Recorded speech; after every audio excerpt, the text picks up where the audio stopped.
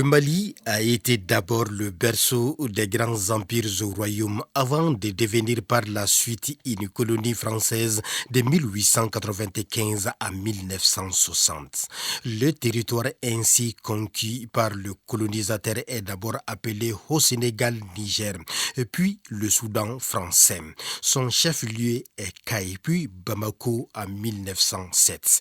Ainsi, il fait partie de l'Afrique occidentale française et la conquête de cette partie de l'Afrique se situe entre le fleuve Sénégal et le fleuve Niger dans la boucle du Niger. Selon les étapes de la conquête, le territoire a changé de nom. On appelle d'abord le Haut-Niger, le Haut-Sénégal, le Haut-Sénégal-Niger, le Soudan, ensuite le Haut-Sénégal-Niger encore. Et à partir de 1893, quand la conquête a avancé jusqu'à inclure la zone de Tombouctou, il y a eu une organisation et on a appelé la colonie du Soudan, enfin, cette partie du territoire, la colonie du Soudan français.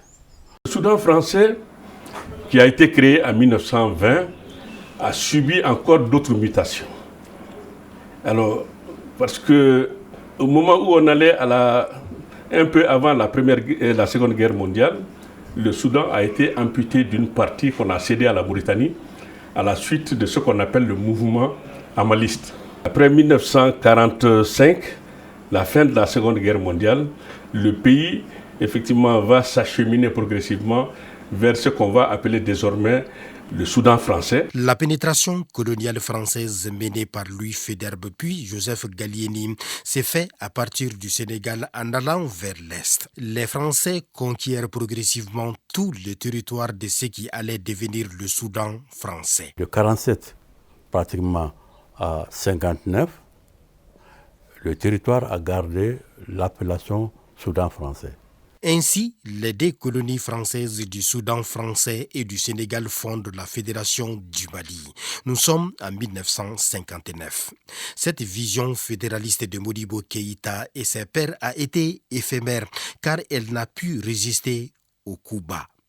Éphémère oui, mais elle a marqué l'histoire de l'Afrique occidentale française. Quand la fédération éclatait, Modibo avait réussi à fédérer,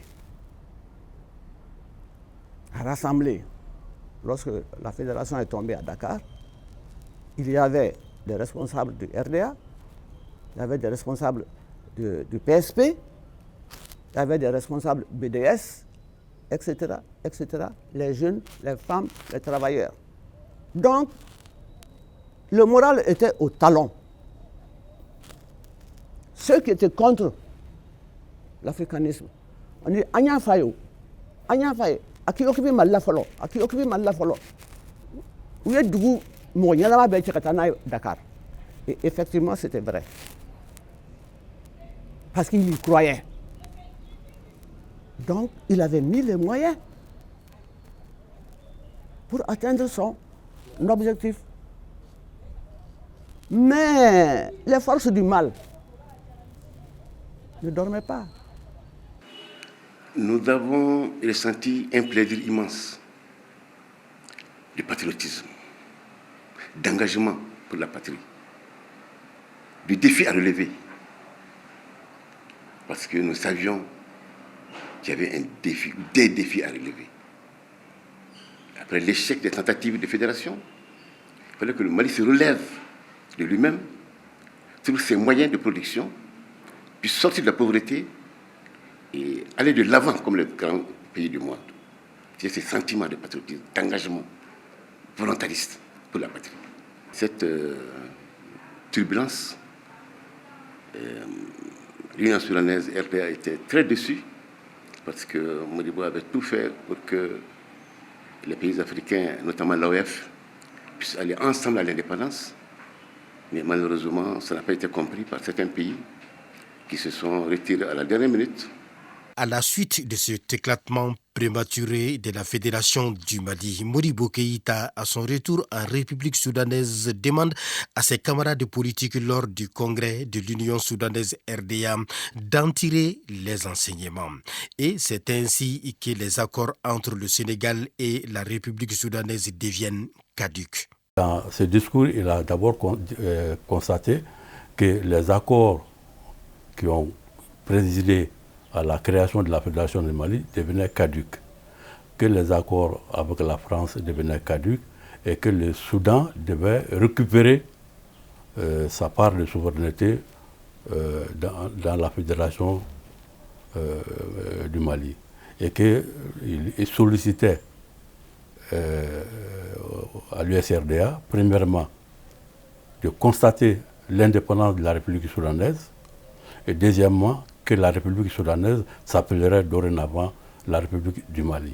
Après l'éclatement de la Fédération du Mali, alors le Sénégal avait décidé de faire sécession et donc a créé effectivement la République du Sénégal que les Soudanais n'ont pas voulu parce qu'ils disent que la fédération est immuable. Après, bien sûr, la convocation d'un congrès extraordinaire du RDA, alors on a décidé de proclamer la République du Mali cette fois-ci. Cette nouvelle configuration change la donne chez les Soudanais. Ils décident ainsi de prendre leur destin en main. En réalité, nous sommes devenus indépendants dans la nuit du 19 au 20 août 1960. Parce que c'est à partir de ce moment-là que les Soudanais ont pu agir sur leur propre destin. Ils ont été amenés à prendre leur destin en main. Donc, à partir de ce moment-là... En faisant quoi? En faisant quoi? Donc, premièrement, en constatant qu'il n'était plus question d'aller avec le Sénégal. Deuxièmement, que les rapports avec la France prenaient une autre tournure, que c'était des rapports d'État indépendant à un État indépendant, deux États souverains. Ils ont dit, nous sommes disposés, et c'est une constante dans le discours politique malien, nous sommes disposés à coopérer avec tout le monde à condition qu'on respecte notre souveraineté, notre liberté. Et ça, c'est le changement fondamental. Et à partir de ce moment-là, la République du Mali va construire sa diplomatie, de soutenir le mouvement d'indépendance de l'Algérie. Ce qui était un pas important de séparation avec la France. Toutes les Maliennes et tous les Maliens doivent se considérer comme mobilisés pour la construction de la République du Mali.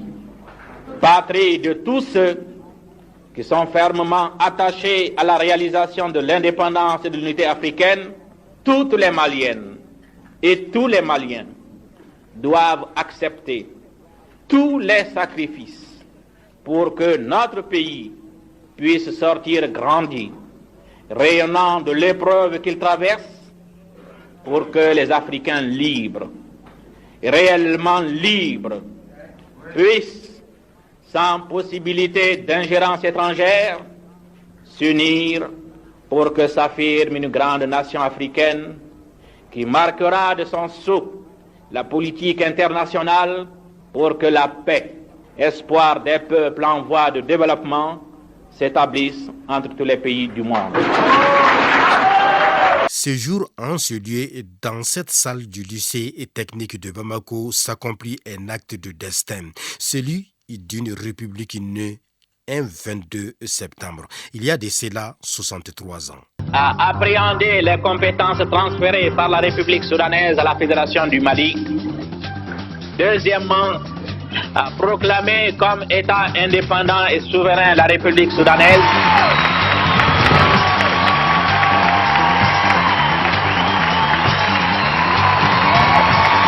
Troisièmement, à proclamer que la République soudanaise s'appelle la République du Mali.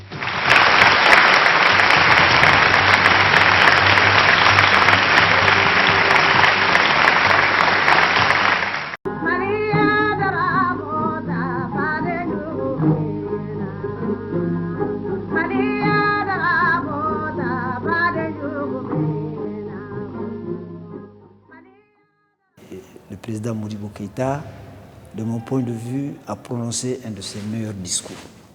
C'était empreint de sagesse, de maturité, de vision politique. Dans cette salle, pourquoi? Parce qu'à l'époque, le niveau d'équipement du Soudan était tel que la plus grande et la meilleure salle que l'on pouvait offrir à plusieurs délégués, c'était vraiment cette salle-là.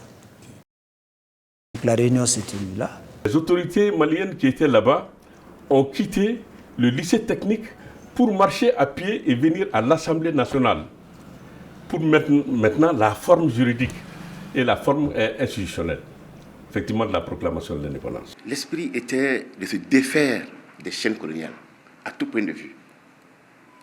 Parce qu'ils savaient qu'après l'indépendance politique, il y a la colonisation économique. Donc il fallait produire, que le pays produise et qu'on vive de notre sueur. Le président Modibo Keïta le dit d'ailleurs, il dit que c'est pour faire mal ceux qui pensaient qu'ils vont, disons, faire disparaître le Mali. Le nom du Mali, à travers la République du Mali, va continuer à sonner comme un gong dans la conscience de ceux qui ont voulu briser et faire disparaître le Mali. Le mot Mali continuera à résonner comme un gong. Oui, ce jour et en ce lieu, le peuple soudanais était animé d'un sentiment de changement, d'engagement et de fibres patriotiques. C'est pourquoi d'ailleurs, les choses vont vite et même très vite. Des décisions courageuses sur les plans politiques, économiques et culturels sont prises et le Mali s'éloigne ainsi de la France. Parce que dès 1960 déjà, c'est énoncé, il faut changer la donne économique, les choix politiques et les choix culturels. Récupérer sa propre culture pour asseoir ses choix économiques et politiques. Et parmi les décisions courageuses et historiques de Modibo Keïta, l'on note celle demandant le départ des troupes françaises du sol malien. C'était un 21 janvier 1961. Que Modibo, de par l'éclatement de la Fédération du Mali, a pris des dispositions pour montrer aux Français, même sans vous, nous serons encore le Mali. Et comme il l'a dit dans son discours, l'ambassade de France en République du Mali est informée par mes soins de la décision de mon parti et de mon gouvernement de voir la France évacuer les bases militaires de Bamako, de Kati, de Gao et de Tessalit, qu'elle occupait du fait des accords franco-maliens signés à Paris le 22 juin 1960 entre elle et la Fédération du Mali et qui deviennent caduques après les événements du 19 au 20 août 1960 et l'acte de reconnaissance par la France du gouvernement du Sénégal, acte qui consacre la dislocation de la Fédération du Mali. La République du Mali a affirmé sa volonté de coopérer avec la France sur la base de la non-ingérence dans nos affaires intérieures.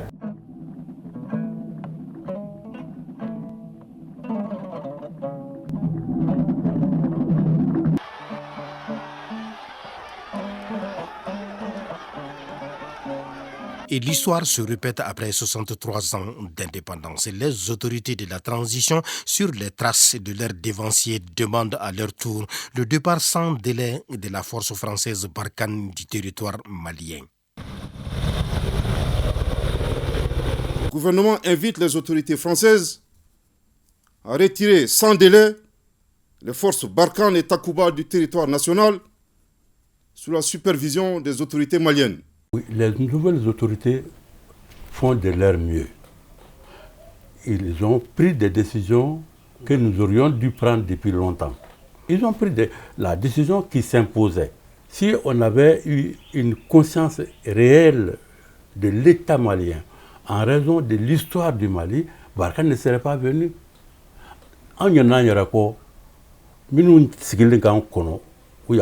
Vous savez, souvent l'histoire éternue. Vous voyez bien, donc on peut comparer valablement effectivement les deux phénomènes. Cette nouvelle donne en fait est une... je crois que nous avons ce réflexe du Soudanais, quoi qu'on le dise. Comme disait un ancien homme d'État. Il caractérisait le Mali un peu à travers 5 mots. Il disait, pour ainsi résumer l'histoire du Mali, la femme et la Kora, le cheval et le fusil et la noix de cola. Donc voilà comment lui comprenait la chose. Et donc si vous voyez les symboles, ça veut dire tout simplement que c'est une république très très fière. On est très fiers de notre passé, de passé de guerrier, de passé de culture, de passé de souveraineté. Donc je crois que c'est un peu dans le sang du Soudanais.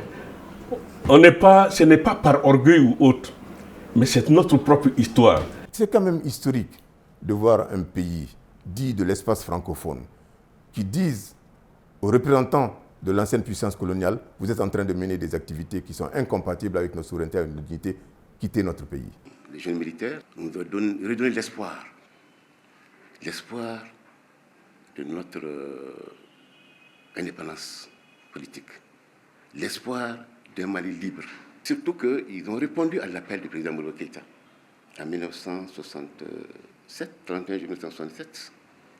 Le président Modibo Keïta, lors de la clôture de la 6e semaine nationale de la jeunesse, s'est beaucoup appuyé sur la jeunesse du Mali, la jeunesse d'Afrique et la jeunesse du monde. En ces termes, il disait donc que, jeunesse du Mali, apprends donc à te plonger dans la culture et l'art malien, pour comprendre davantage ton peuple, se connaître mieux, afin d'être plus utile, plus efficace dans les combats que l'Afrique doit mener, pour triompher contre la faim, contre la pauvreté.